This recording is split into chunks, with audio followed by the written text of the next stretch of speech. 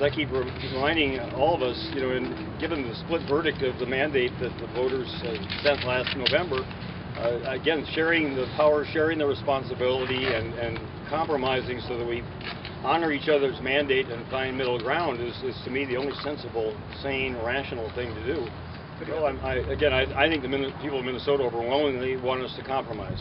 I think they want us to get this resolved. It takes two sides to do that, but I'm going to do everything I can to persuade Minnesotans of the truth, which is that I'm willing to compromise. I'm willing to consider other possibilities. I'm willing to consider any reasonable proposal that will get this matter resolved as quickly as possible. Governor?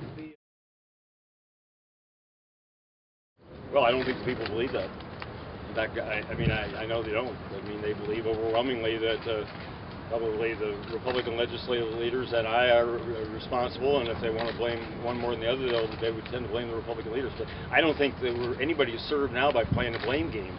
I think people of Minnesota are served by finding a compromise solution to this matter, and that's what I'm committed to doing. Governor?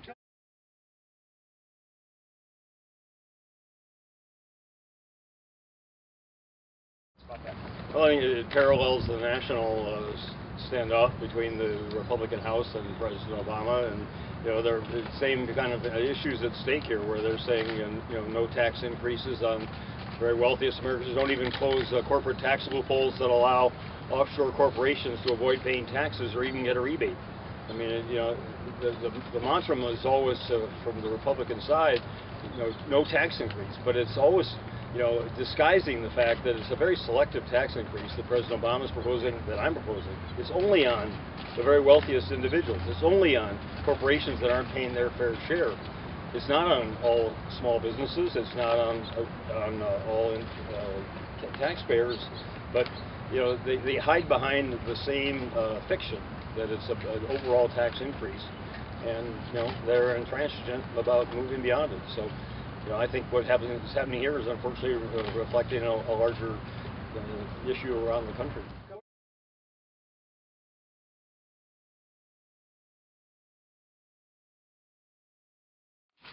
The governor continues to believe that the discussion needs to be about where the revenue comes from and how much.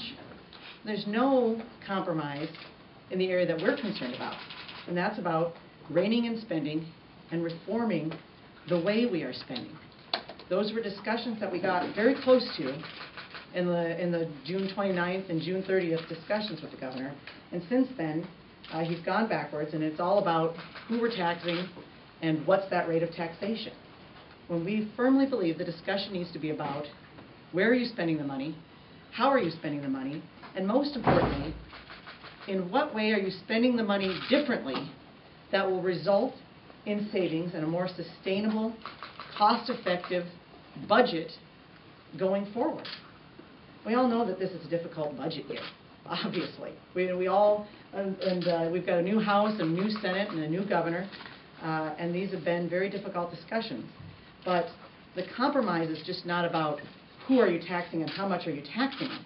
We have to have the discussion on what are you spending the money on, and how does that differ from what we're doing, and in what way is it more sustainable going forward. That's the important compromise discussion that we need to hear, and we're not hearing that from the governor.